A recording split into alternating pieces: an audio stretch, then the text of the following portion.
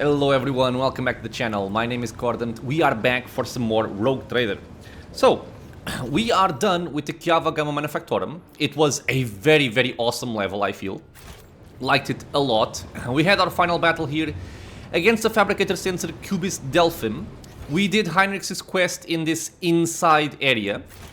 So all of that's done, and all that remains for us now is to reclaim what was lost, deal with disrupted shipments from Kiava Gamma. I'm guessing that we have dealt with this, so this should complete. Return to the ship. Okay, easy enough. Development brought to the highest difficulty in any colony. Okay, we're gonna do this as well, I hope. And we're gonna decrypt the data on the personal cogitator. Yes, the one we found in the hidden cache. Okay, so let's return to the void ship. Oh. Ooh, a cutscene. Warp. A Chaos Marine. An interesting looking Chaos Marine.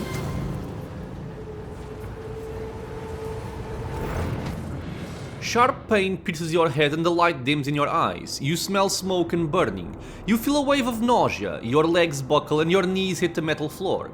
In that same moment, the Manufactorum surrounding you disappears in a whirlwind of mist, ash and grey shadows. Struggling against the elements, you can barely raise your head to look. Your eyes sting and burn, but through the tears you see it, a colossal silhouette rising above you. The roaring tempest is unable to shake the mighty figure. I was kinda hoping Cassie could help out, but yeah, I can't. Who or what are you? Or can I always just try this? Okay, so, ooh. Uralon the Cruel. We failed this, of course. Writhing in pain, you raise your head and peer into the roiling darkness. You make out the figure's features. It is a huge man clad in dark power armor, from which demonic silhouettes snarl at you. The wind picks up and you close your eyes, unable to stare into the face of this raging tempest. The warrior's inhuman eyes bore into you. I am the master of those who have been felled by your hand in the halls of the primordial truth. I am Uralon the Cruel. The souls of my followers return to the fount of power they served, crying out for me to cast my gaze towards this sacrilege. And what do I see? Yet another lackey of the corpse emperor. The giant's voice causes the storm raging around to die down somewhat, as if the very sound of his voice is enough to make the whirlwind subside. You glance at the huge warrior and notice on his chest a winding azure symbol. The shades of blue seem to glimmer and mingle together. Do I see it? He looks very awesome though. Where are we? Where have you taken me? This is the bridge that connects our minds, created by the will of my slave, whose fate you should be envying. The Psyker is useful enough to me to be left alive. You, less so. The Psyker? A Psyker slave? He's talking about the guy from the start, Conrad Voitvir. I imagine he is, because if he's talking about Idira, I'm gonna be upset. I am the sovereign of Kiava Gamma. This is my world, not a dominion of chaos. Oh, clinging to illusions will do you no good. The rituals have already been performed. The mortals are already singing the litanies of the primordial truth or decorating the sacrificial altars with their flesh. Kiava Gamma, as you call it, is already saturated with in the nectar of the truth, a fate that awaits all worlds that would stand in our way. What do you want with me? I want to look upon the one who has disrupted my flock's duties and my master's plans. And that warrior from my legion, the Fabricator Sensor. You think of their deaths as a triumph. However, it is but a minor hindrance on our path. Well, if it was a minor hindrance, you wouldn't bother showing up, man. There are other words that save our goals. There are other sources of plastic and adamantine. Revel in your victory, it will change nothing. Nevertheless, the blood in your veins whispers to the spirits that you warrant a closer look. Yes, you are a descendant of the rogue trader whose warden Conrad Voitvir sought to obtain. By defiling the relic and binding it to himself with the tethers of the Empyrean, he was meant to become my servant, a rogue trader who would do the work of the truth. But then you interfered. Could it be that you wish to gain the true God's favor instead? Ooh, heretical. Do you wish to present the corpse's relic to me and serve the truth? Hear your very blood calling, begging you to submit to me. What would be the point of futile defiance? Okay, so willpower, we suck. Iconoclast, I'm probably gonna go for this, given that it is the path we've chosen to follow. Never Chaos Spawn. Heretical. I am willing to give the warden to you in exchange for the blessing of your masters. Dude, this game really makes you want to explore all of the paths. I love it so much. Let's go for the Iconoclast one. You waste your time trying to tempt me. It is not blood that defines a person's deeds, only their will does. And my will is thus. Begone from my mind. His expression twists in pain as he stares at you in rage and bafflement. Pitiful insect, you dare? And he just goes away. A gust of wind sweeps Urlon's figure away without a trace. Oh, he's probably pissed. The mist around you begins to dissipate, revealing the dark halls of the Manufactorum and leaving behind an oppressive sense of powerlessness. Abelard looks you over worriedly, then sighs in cantankerous relief. That was a close call. For the sake of holy terror, if I had lost a second rogue trader in such a paltry span of time, my only option would have been to shoot myself out of unending shame. The Manufactorum around you looks the same as before the vision. Maybe the shadows have grown a little deeper and darker. You dust yourself off and continue on your journey through the darkness. Okay. I wonder if you would also get this cutscene if you have chosen to go the other way. The world's industrial heart has fallen to corruption, but numerous faint Vox signals from the periphery indicate the planet's small manufacturing clusters survived without succumbing to the heretics. The sacred machines and hallowed lads from these abodes have been reverently transported to the safety of the ship's holds. The fate of Cavagama hangs in the balance. And we just got some cargo here. Dogmatic, Iconoclast, and Heretical. Purify and restore Cavagama no matter the cost. Restore the Manufactorum in the shortest possible time without subjecting the wounded planet to a merciless purge. And we cannot see this one. I actually love that they do this. They don't spoil this for you. Well done, Alcat. Ooh. We get the Mobile Extractium. Oh, same thing here. And here we get the Mobile Extractium and Howler Cannons. 4 shots, 26 damage per shot. Not bad. Iconoclast, so let's go for this one. 3 of them, nice. The blast furnaces are lit again, machines once more fill the air with screeches and squeals, and mag trains of wagons stretch in lines from one workshop to the next. But the cogitators behind Herrick Chance carry alarming rumors of malevolent and foul traces of corruption still lurking in the deepest chambers of the Manufactorum. Okay. So, Recruitment Loss is done. Return to the ship. We dealt with the disrupted shipments from Cavagama. Okay. A small thorn. Oh, I don't know what that one is. Give me a second. Oh, and I think we also got a colony there, which is cool. A small thorn.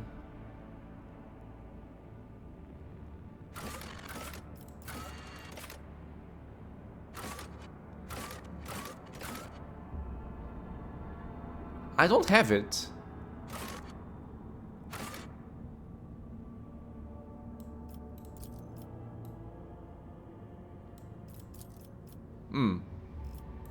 Okay, no idea.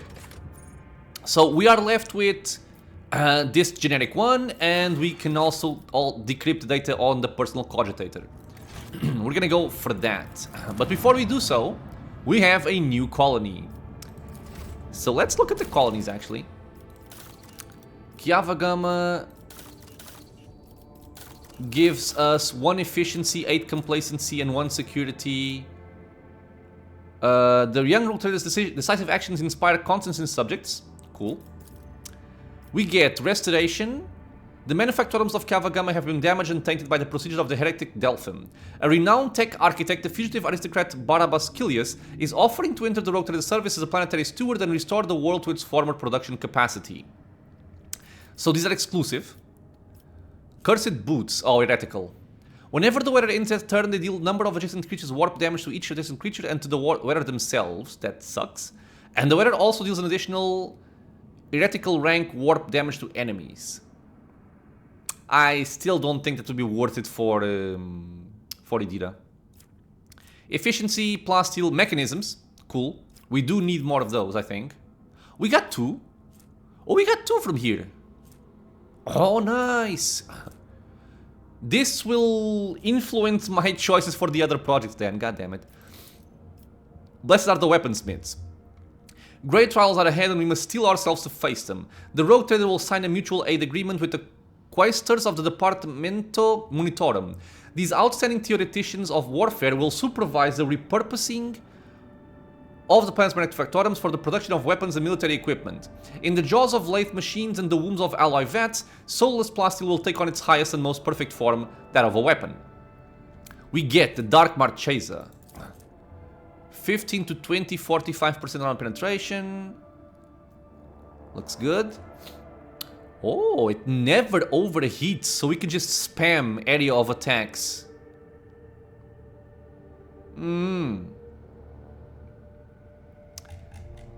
This could be interesting. I'll have to compare it with what Pascal currently has. Security, plasteel, and weapons. Don't need any of these, I don't think. Calculating holiness. For generations, Adeptus Mechanicus has been custodians of the machinery and cogitators of Cava Gamma. Recognizing the value of this tragedy-stricken world, they are willing to deploy a forged cathedral on it as a token of sympathy. Therein, the blessed fabricator sensor Fortron will envision and lay out a new and more perfect design for the planet. The Hand of Xenocide, I like the name. Deals more Lord Xenos damage. Okay, interesting. Oh, only to Xenos enemies. It's an interesting weapon, but it's very specific, so I don't care too much for it. And we're not using axes anyway on Pascal, basically. We lose profit factor, we gain complacency, we get mechanisms, weapons, and plasteel. So let me see if I can look at the weapon. So this deals more damage, has more armor penetration. It just does not have the thing that, you know, never overheats. I think I will still... I think I would still keep this.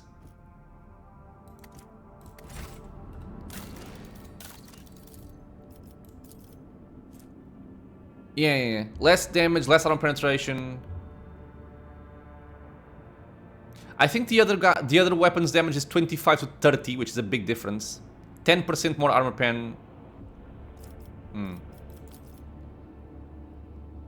This one also gives me more mechanisms, which I think I need.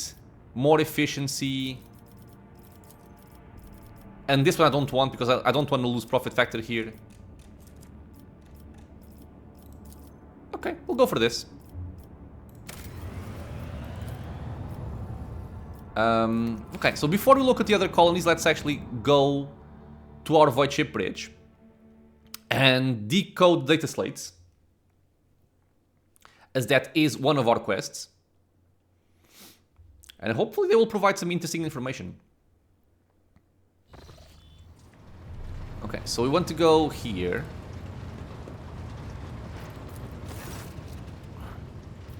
Hand Dargonus data bank to the Tech Priest. Access the data from Dargonus. So we have one from Dargonus and one from Cava Gamma. Okay. With reverent trepidation, the Tech Priest accepts the device from your hands and places it inside one of the drives, all the while honoring the machine with modulating Binheric prayer. The turbines within the cogitator start into motion and the vid screen lights up. The Tech Priest extracts data slate from the cogitator and gives it to you. The machine spirit has revealed the contents of the encrypted data and I hereby pass it to you. This is where I reach the limit of my authorization, but you now have the option to review the decrypted data personally. We got some notes and we lost the data blank. Okay.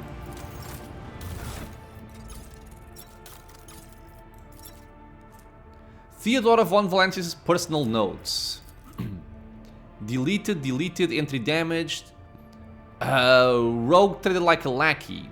It is humiliating and dispiriting to put up with the part of an errant servant to an imperious madman vested with even greater power than that of any rogue trader. Alas, when one side of the scales holds on my pride and the other the fate of the Von Valancius Protectorate and my entire bloodline, choice becomes a futile illusion. It would be far too naive of me not to prepare for the worst. Epitaph will decide the future of the Expanse as a whole, but I have some time at my disposal until then. Heirs with the Von Valentis blood in them will soon be located and brought to me. I cannot afford to delay the choice of my successor any longer. So, she's bitching about being treated like a lackey because she's working for an imperious madman.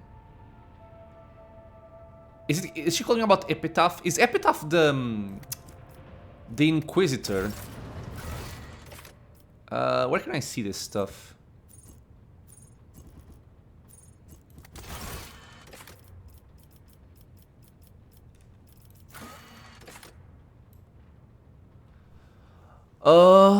Let's see if I can find something. Inquisition. Doesn't say who the leader is. The Emperor of Mankind.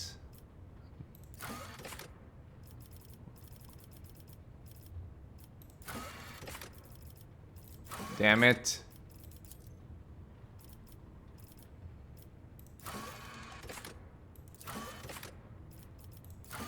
Okay, so I guess I'm gonna assume that Epitaph is the Grand Inquisitor, but I could be wrong. So let's hand the Kiava Gamma to the bank now. The tech priest can data slide to the Constellator's drive with such care as if he is holding the greatest of treasures. The servo motors hum as they begin to stir, and lines of text on the vid screen swiftly replace one another. The great mechanism has transformed the secret data into a format that you can comprehend with the assistance of Servant of the Messiah. The tech priest retrieves the data slate from the heart of the Cogitator, holding it with both hands, and passes it to you. The data bank decryption procedure has been completed without complication. The tech priest stops short. The green lights on his visor, fixed on the Cogitator vid screens, flickered nervously. Okay, so we got a report, but something's happening here. Strings of numerical code begin appearing with frightening speed. This time the numbers are interspersed with words you can understand, and those words form legible sentences. Epitaph, again Epitaph, brought her to the beginning. Epitaph begot the incident, that which destroyed and changed everything. The incident became the starting point.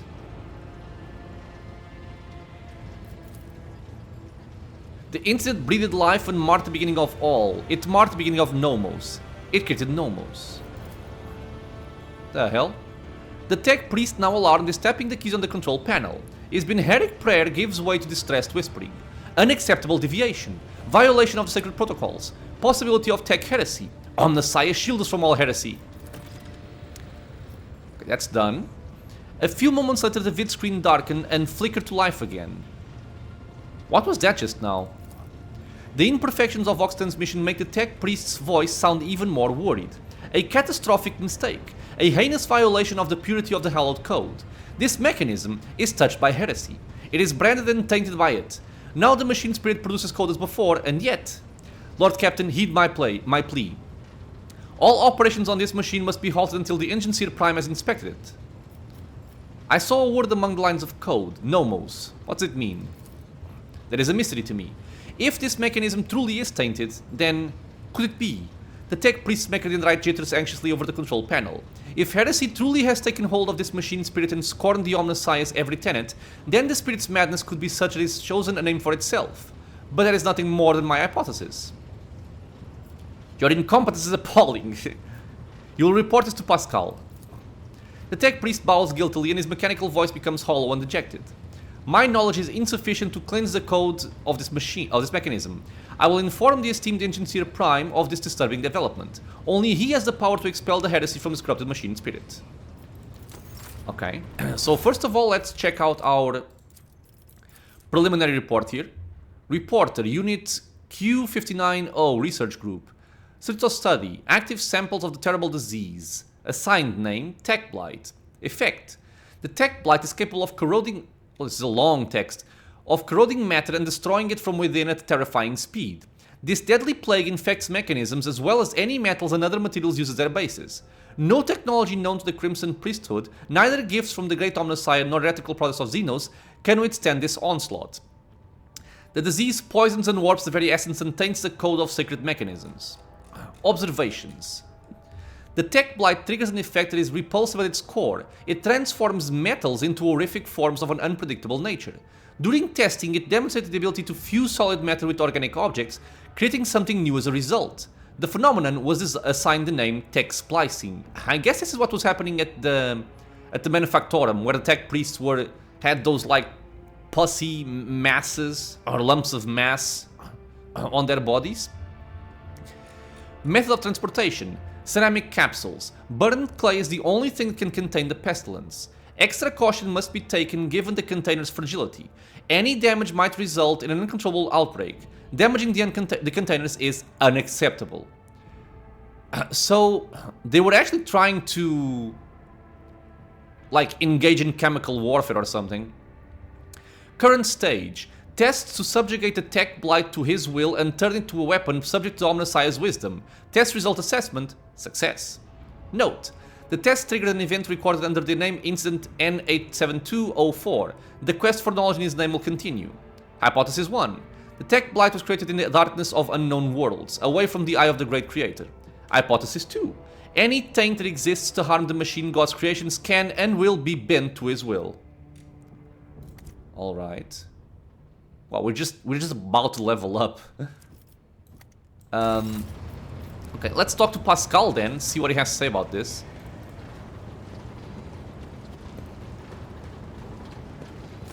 My apologies. 19% of my processing power is engaged in the analysis of my tech comrade's memory.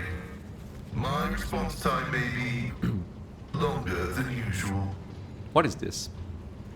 Pascal raises his eyes from latest connected to the Augmetic. The Augmetic used to be housed inside the skull of Tarsus, the Tech Priest who perished in your ship. Oh! This was the guy that came in here to kill us.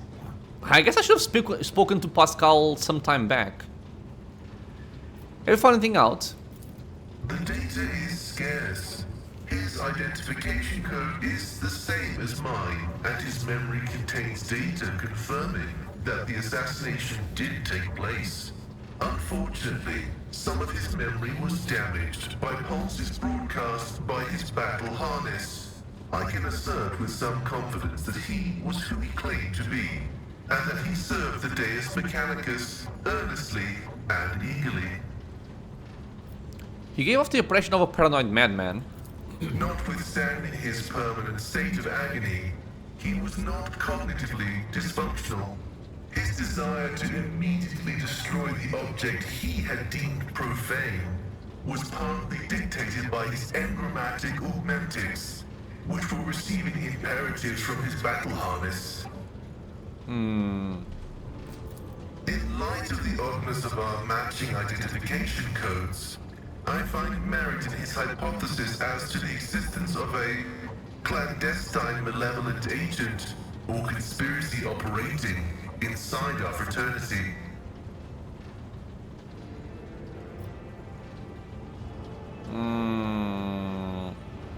I really hope Pascal isn't a cousin of Yoshimo. I would be very upset. Who do you think was behind the assassination? No data available. I will hypothesize that the assassination was instigated by an enemy of the Blessed Amanat's doctrine. I accept the possibility that the assassins were targeting me, only to be led astray by Tarsus and my own identical identifiers. I am concerned about the fate of Archmagus Amanat. According to Opticon 22, he went missing in the wake of the incident on an Arch Mechanicus, the Hermetico. Information about that ship and its perishing has been purged from the archives. I accept the possibility that the incident on the ship, the concealed data, and the assassination have all been part of a single conspiracy. I do like conspiracies. Are you not surprised that Amarnat's words had such an effect on Opticon 2-2? I was not knowledgeable as to how popular Blessed Amanat's teaching was in explorator circles. The Cognizance fleet is massive.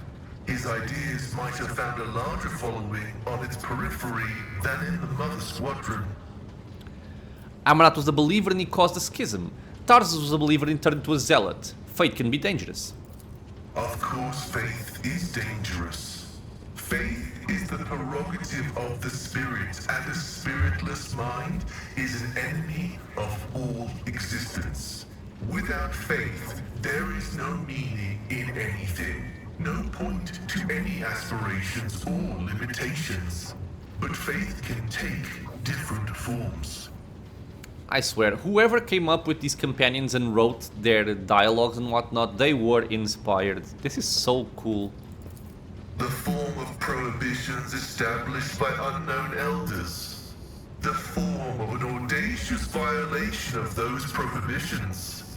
The form of following dogma or of schism. The form of following the cycle or of discontinuing the cycle. In a system with two courses of action, schism is inevitable. And only one of these paths will be true, as truth is discreetly separate from untruth. Is discreetly separate, I love it. Pascal's visor seems to almost pierce you with its glow.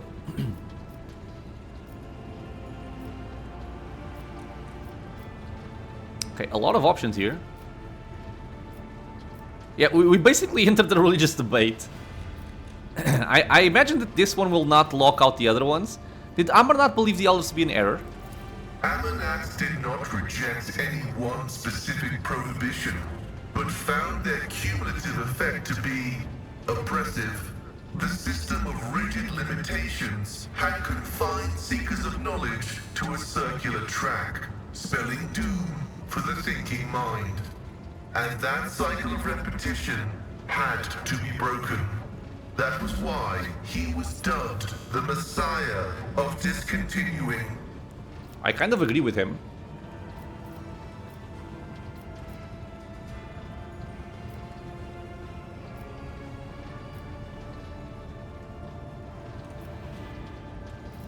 My faith is more than a mere set of rules. It consists of ideals, which sometimes come into conflict with dogma. And I have been given the gift of will to set the dogma straight. The Omnissiah has bestowed upon us the supreme mission, the quest for knowledge. The fact of its existence confirms that reason is yet to comprehend and quantify the universe in its entirety. This precludes the existence of any prohibition that could be considered universally relevant. All limitations need their exceptions, yet exceptions belie the inviolability of prohibitions. Pascal's voice takes on a thoughtful tone, its otherworldly might peters out. Perhaps we'll be able to find out more. I will continue my research into the Blessed Martyr's memory with all due reverence. Okay. Have you studied the Mensis neural augmetic yet? This is the guy from the Manufactorum. I have destroyed it. Really? Oh. A slight telltale rattle in Pascal's voice makes him sound unconvincing. You're lying. This statement is true. I am yet to settle into a definitive course of action. I am running a spot diagnostic on the memory of the heretic Demens. Even though purity protocols stipulate that his blasphemous knowledge must be eradicated, I am not drawn toward forbidden information, but only to data concerning the Blessed Amarnath. And have you found out anything? The success has been partial. Demens Haneman's identity has been confirmed. The widespread influence of paranoid motivations is observable in his cognitive processes, which is what seems to have caused him to break his vows. However, extensive regions of his memory have been damaged by forbidden technologies and are, for now, defying decryption. My study of the minds of the tech comrades, Abel, Tarsus, and Demens, has revealed an anomalous similarity between the patterns of damage their memories sustained. What I attributed to cognitive idiosyncrasies, synaptic damage, and the distortive action of scrap code may be the result of a different kind of influence. The undecryptable data fragments in their memory arrays are mysteriously Symmetrical. They were all in cahoots? What corrupted the Ments? An echo of the warp. Energies of the immaterium that had seeped into real space and taken the shape of a Vox signal. I have found recorded cases of similarly induced corruption in the archive. Listening to the void is a perilous occupation.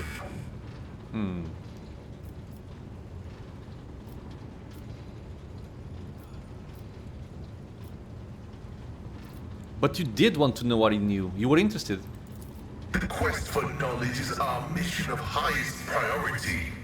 But what Dement's promise was not knowledge, but a distorted copy of it. This was not what the Deus Mechanicus had told us to seek. Fair enough. Any information on Archmagus Armornat? The data discovered is unreadable. It is encrypted, albeit only partially. And I hypothesize that the heretic Dements was attempting to decrypt it. I will take every effort to extract a larger volume of data. Information pointing to the unit referred to as the Maimed Hunter is alleged to be of critical significance. Indeed.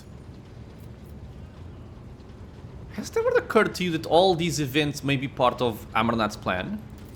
That is a valid hypothesis, but not a very likely one. Its truth value is irrelevant, as it does not contradict the necessity of establishing the fate of Archmagus Amernat. You fear knowledge even as you extol it. Whether knowledge can be profane is the grand question.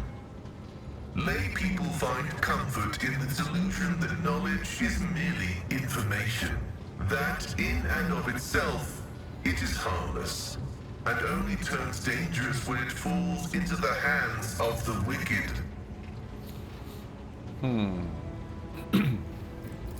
My apologies. 90% of my processing power is engaged in the analysis of my tech comrade's memory. My response time may be longer than usual. No, that's not the correct line, dude. Okay, wait, let me just get my context again.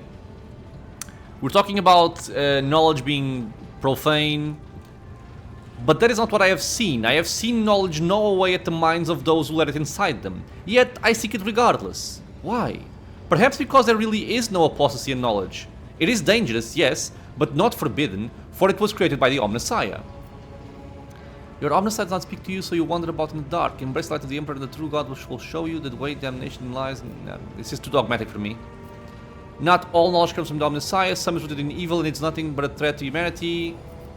I do believe that knowledge can be tamed for the glory of humanity. It just depends on the people who has the knowledge, right?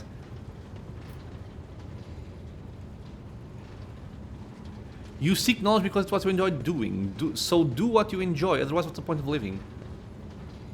I think I'll go for this one. Yeah, any and all knowledge can be tamed for the glory of humanity. This is true. We explorators are the sappers who walk the uncharted terrain of knowledge, transforming it into habitable space until we reach a point beyond which we must not proceed. Our remains will be assigned to those that follow in our footsteps. Go no further. Their duty now is to develop in the space we have claimed while looking for ways to make further breakthroughs.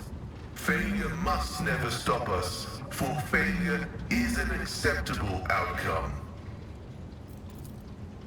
The tech priest lowers his head pensively. The Mechanian rites slow down smoothly, and the steely overtones disappear from Pascal's voice. Continue your research. Response? Affirmative.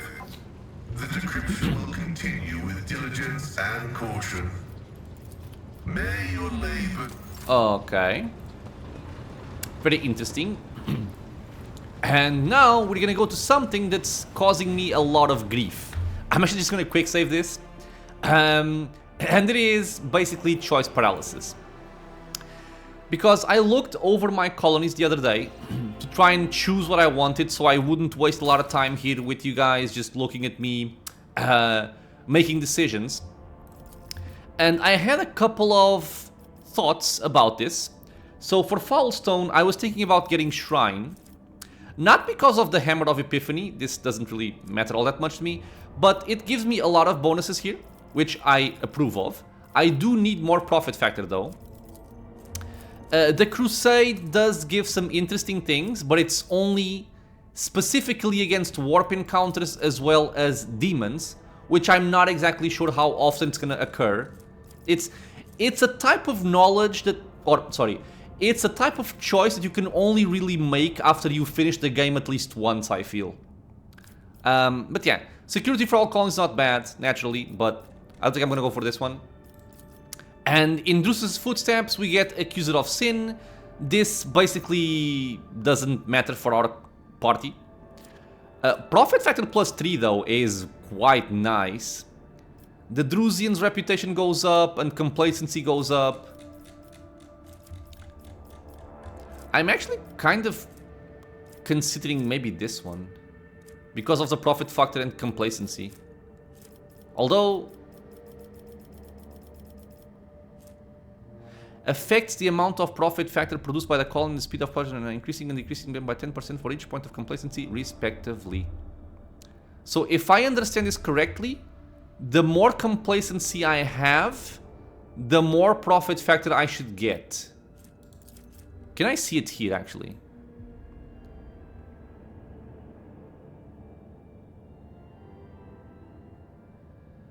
No, it does not actually seem to be tied to complacency.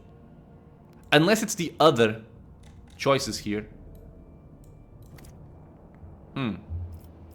Again, choice paralysis.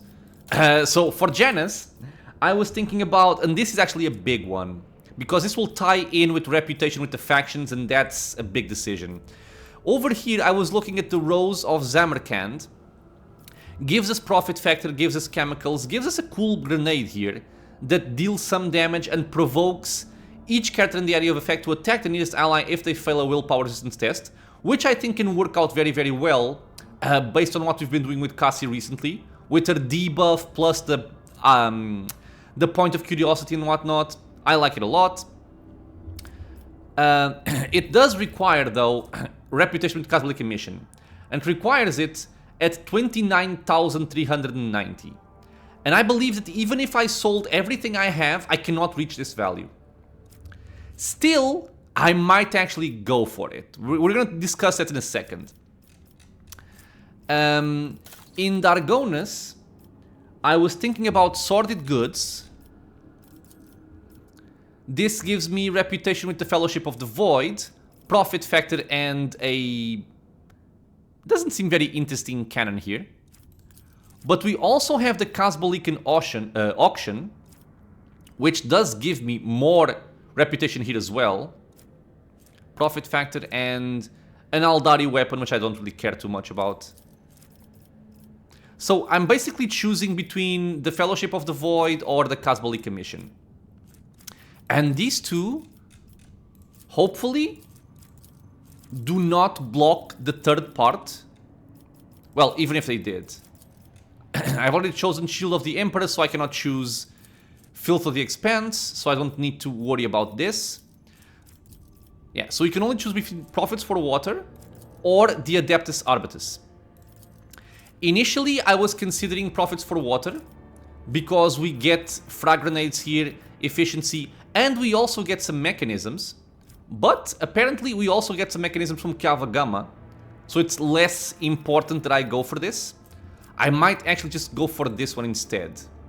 We get security instead of efficiency, we get Imperial Navy reputation, and we also get these cool boots, which I may or may not end up using.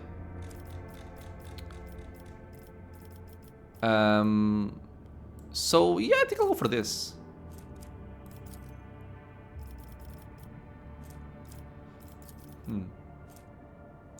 Okay, let me see the rest first. On Viabo 6, I was thinking about the lair in the... Oh, we can all do this as well. Ah, because we didn't have mechanisms before, but now we do. Okay, Underground Workers. I was thinking about Lair in the Void or the Extractium Metallica, But again, we may have to juggle some reputation here. This is Fellowship of the Void reputation, which I want. It has profit factor and some grenades. I don't care about the Drusians, we're gonna discuss that in a second. I don't care about the Explorators. At most, I would care about the Mobile Extractiums. But we've got a few already, and I don't think we need that much more. Or, I might be mistaken, of course, but I don't think I do. This is just complacency and security. This does not affect reputation. The ones down here are affected by Envirodome, Ergonomics, Envirodome, or Ergonomics. So these three do not lock out anything over here. So, yeah, I will go for Learn the Void. Partly because I want the profit factor and I also want the Fellowship of the Void reputation here. So I will go for this one. In Kiavagama I have chosen, okay. So yeah, here... Man, the mechanisms are the part that kind of throws me a little bit off here. Oh, Janus. Did I miss Janus? I think I missed looking at Janus entirely. For Janus, I was looking... Oh no, I talked about this. Right. I kind of want this one. The Rose of Samarkand. And the ones down here are only affected by the Capella Biologists or Dark Sages. Capella Biologists, Dark Sages. I think out of these three, this one seems like the best option. All enemies suffering from burning, toxin, or bleeding suffer 30% penalty to dodge, and we can apply toxin through Idira. The Mechanized Servants, I mean, it's cool. You get this Scorcher Stim. You get 1 AP and immediately reset cooldown on all attacks and attack abilities. At the start of the user's next turn, they gain 1 stack of Stagger that lasts until the end of combat. That part, obviously, I don't like. Unless I can heal it.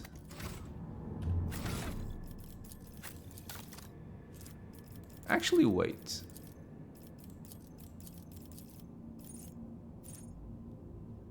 It does... Okay, so this does remove Staggered. So it does make that a little bit more interesting for me.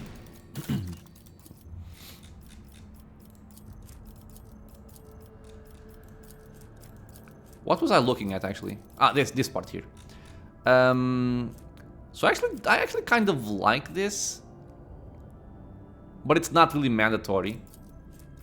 This sucks, because this is the same weapon that we basically already have on Abelard, and I'm not even using it. And then... yeah, so it's basically between the Scorcher or Xeno Defense. I think this is better. Just because of the penalty to dodge passively. And I usually forget to use these. So it would require Dark Sages. But again, this requires a lot of reputation with the Kazbalika mission. I also like this, though. The Chirurgeon Medikit. It restores wounds and effectively removes traumas. Removing trauma is something that we cannot do in any other way. So this is very appealing. But... it's tough, man. I mean, this does not actually give me Kazbalika mission reputation, which is what I want. And if I go for this one, I unlock this one, which sucks. This one. And this gets blocked. Okay, so yeah, never mind. I am gonna go for the Capella Biologists here. Not Dark Sages. And I will try to go for the Rose of Samarkand. Okay. I really do want this, though. I really, really want this. And you...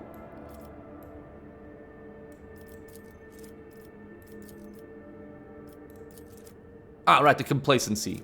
Let me actually just check this a little bit better to see if I understand this.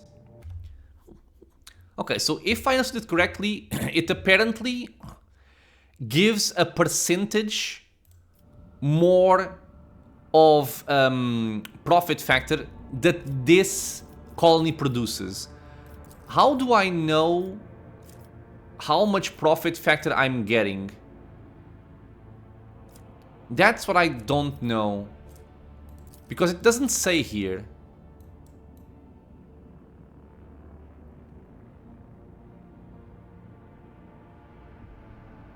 I'm thinking it might be these empty values, but I'm not sure. Okay, so yeah, I don't care about the Drusians. This is cool. This is not bad. But I think I like this one better, yeah? Profit factor, complacency, security, and efficiency. Yeah. I'm gonna wait for this one.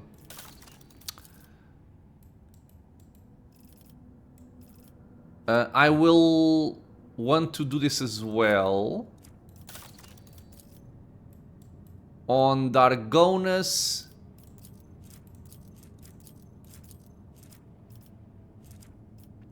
I'm afraid that my mechanisms are not enough for what I need. Okay.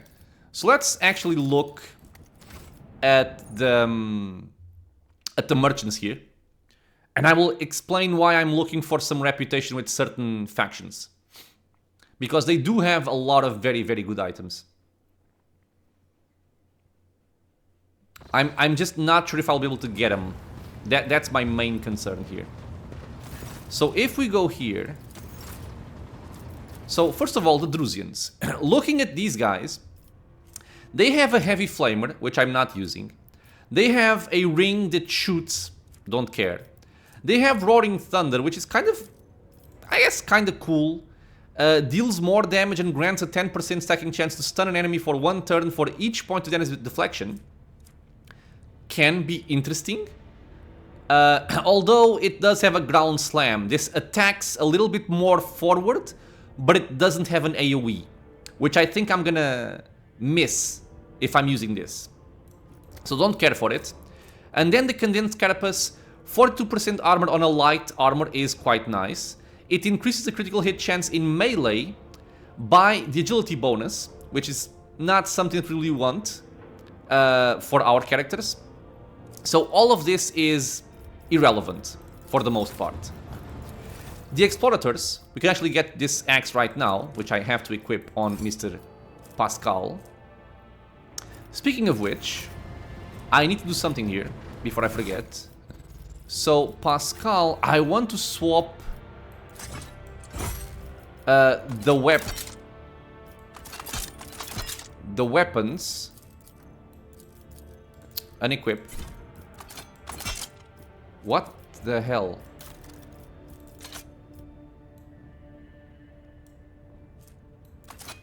My competencies are not that universal. Incorrect armament.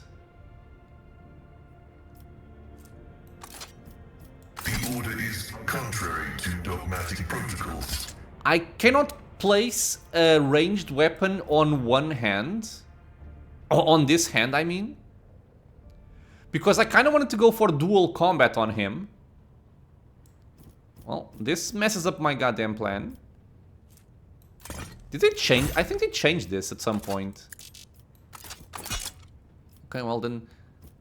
This also makes my other feature selection kind of terrible. This one here. Whenever the bounty hunter attacks exactly one target with Wild Hunt, this attack deals 300% more damage.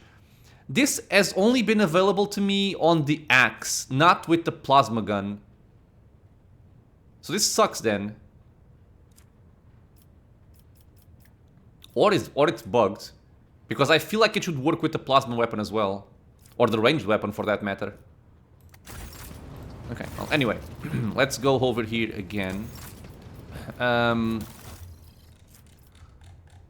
So he has a power axe I don't care about. This can be kind of cool. 20% more dodge against enemies with perception lower than that of the wearer.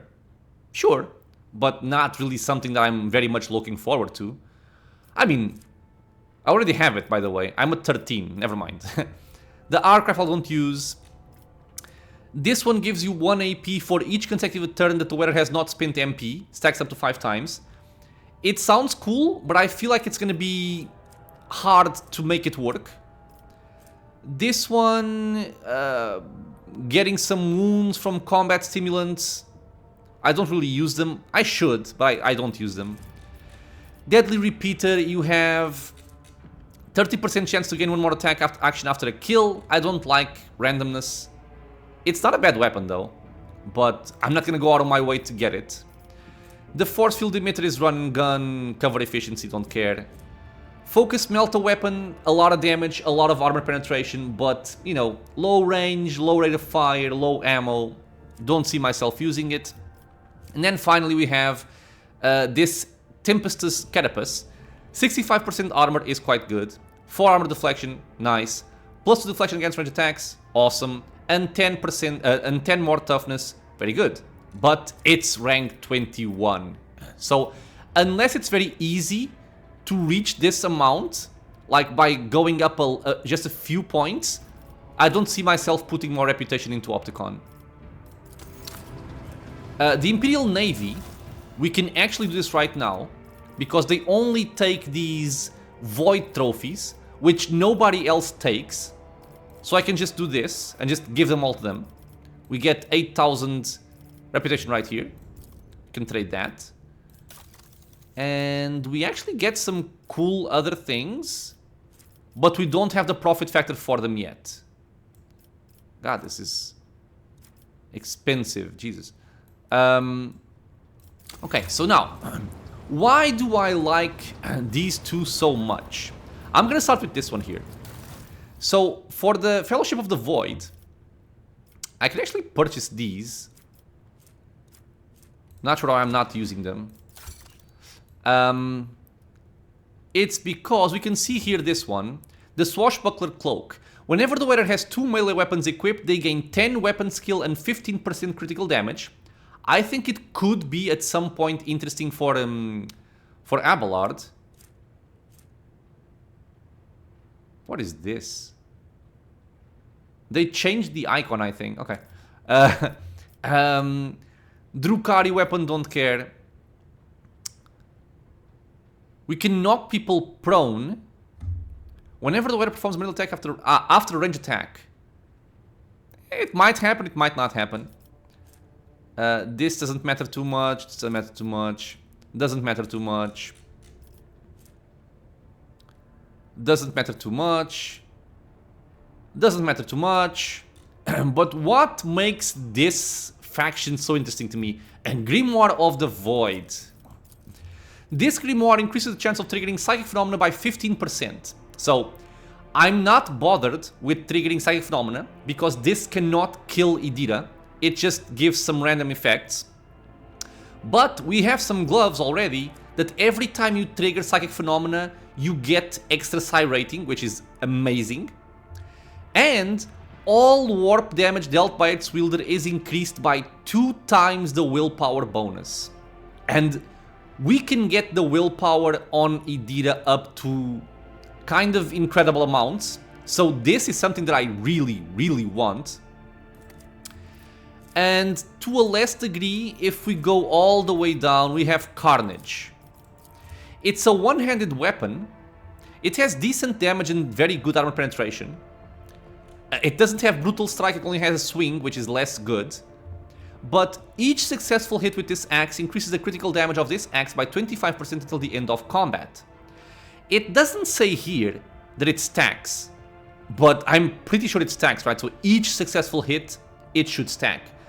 I imagine you can start dealing out a lot of damage with this weapon at some point. But this really is my main goal here with this faction in particular. Going back to the Cosmic Mission, which I have very, very low reputation with, much to my sadness, let's just briefly look at what these guys have. So on level 0, we already have some very good boots here, but I don't have the profit factor for it. Whenever the wearer chooses an ally as a target of the ability, the wearer immediately gains Fellowship bonus divided by 2 movement points. So I'm guessing that this can make it work with... You can make this work with Bring It Down. Right? So you cast Bring It Down, they get movement points to use. I think it's amazing. Peripheral Visor. Each time the wearer spends 10 stacks of tactical advantage, they gain 1 resolve until the end of combat. We do use up some of those, so getting more resolve is always good. There's also a lot of Drukhari and Eldari weapons here, which I'm not going to bother with because I don't use them. This doesn't really matter all that much. Anatomist's Amulet. If you inflict bleeding, burning, or toxin on a target, this target gets an additional 2 stacks of this effect. I like it. It's not a major thing, but I like it. This is Eldari. This is Eldari. The Khazrkin Gauntlets. They grant the wearer 10% bonus to critical hit chance, and this bonus doubles if the wearer has not moved during their turn. So, it's a good thing. I don't think I'm going to use it because trying not to move to make this work seems like too much of a restriction. But then we go up to the heavy stuff. And this is my main reason, or one of the main reasons why I want this. The Psyker's Breastplate. Heavy. This would even make me want to respec Idira, just by this item. 50% armor, 4 armor deflection. Reduces the chance of triggering Psychic Phenomena by 10%, which I actually don't want. But if we couple this with the Grimoire, it's in total a plus 5% chance. If any Psychic Phenomena or Perils of the Warp manifest, the wearer gains an additional 1 Psychic rating until the end of combat. This is very, very good. And you also get plus 2 deflection if the wearer's willpower is more than 50, which it is, always. This is a goddamn amazing item. I really, really would like to have it on Idira. I'm really leaning towards this. You have some other stuff here which I don't care about. This item is also good. The wearer's successful single attacks inflict stun on the target for 1 round if the target fails a willpower resistance test with a -5 penalty. So again, with Cassia's debuffs, this can be very powerful. The Warp Guide stuff, not even gonna bother with this because I don't want it. This is a really crappy Storm Bolter. I don't know why this is even a thing. Unless I'm missing something here. Maybe it has more range, maybe that's it, but it doesn't do decent damage. I mean, maybe. I guess bolters don't really do a lot of damage anyway. This might be good, this might actually be good, never mind. But, going back to cool stuff, Vortex Pendant. The wearer gains a +5 willpower each time their abilities affect an ally. This effect remains until the end of combat and stacks. So again, you put this on Idira, and their willpower will just skyrocket. I love this. Heavy Xenomesh, doesn't matter too much. A good sniper rifle, sure, whatever. Bane of Sorrow is Eldari. Warp Surge Brooch. On the first round of combat, the wearer gains a number of additional attacks equal to their psi rating. It could be interesting for Idira, for example. But the first round of combat isn't really when she's powerful. She does need to get her buffs going, the resolve going up and psi rating going up before she actually does a lot of damage, so this one I don't really care too much about. And then we have the Red Crystal Staff, which is another big reason for me wanting to go for this faction. The first attacking Navigator power each turn costs 1 AP less. This is already insanely good. Devastating 12. The first use of attacking and Navigator power per turn does not set the power on cooldown and does not count toward the attack limit per turn. This does what our staff already does. The second use of this power on the use of a different attacking Navigator power on the same turn deals an additional 12 damage to all targets and 12 direct damage to the Navigator, so more damage. It also gives us plus 15 willpower and plus 10 perception. So let's actually just compare this with what Cassia currently has. So, Cassia, I think they fixed her face a little bit, didn't they? I think they did, thank God. So she has Bloodhound Staff. Devastating is only 6, so it's half what the other one can do in terms of damage. it gives us less willpower, it gives us less perception, and it does not reduce the cost of our powers. And it's already a broken staff. This is a seriously good weapon for Cassia, and that one is a strict improvement. So I think I'm really gonna go for the Casbolica mission. My main concern with that is, even if I try to sell every single thing I have, I cannot go very high. I can go to like 25,000 here. And my colony event requires 29,390. I can maybe go a little bit further if I put some of my stuff in the inventory for sale, which we can do. But again, it's problematic, man. It's problematic. Because if I want to get the items from the Casbolica mission, that may also mean that I will not be able to get the Grimoire. And that is a big concern for me. Because this Grimoire is a game changer, I think. But again, it's level 18. We're at level 9. We would have to pump, like, what, 20,000 reputation here to get this? And, I mean, they like the same things, right? Heretic trophies, Xeno artifacts, jewelry, ship components. And if you look at these... Heretic trophies, Xeno artifacts, jewelry... So they like the same things. I can't really just... I have to pick one, basically. And my logic here, honestly, is... This faction has a bunch of things that I find to be quite good, while the Fellowship of the Void, it really only has the Grimoire of the Void that I really want. Still, I'm gonna try and make it work and see what we can get done. So yeah, a lot of time spent this episode just looking at merchandise and colonies and whatnot, but it's a necessity. So, this will be the end of this episode, my friends. As always, I want to thank you all for being here with me in the channel, watching some Rogue Trader. I hope you guys are enjoying it. Questions, suggestions, anything at all, leave a comment below. If you are enjoying the content, consider subscribing for more. Many more episodes coming out soon, and I hope to see you all in the next one. Until then, stay safe, everyone.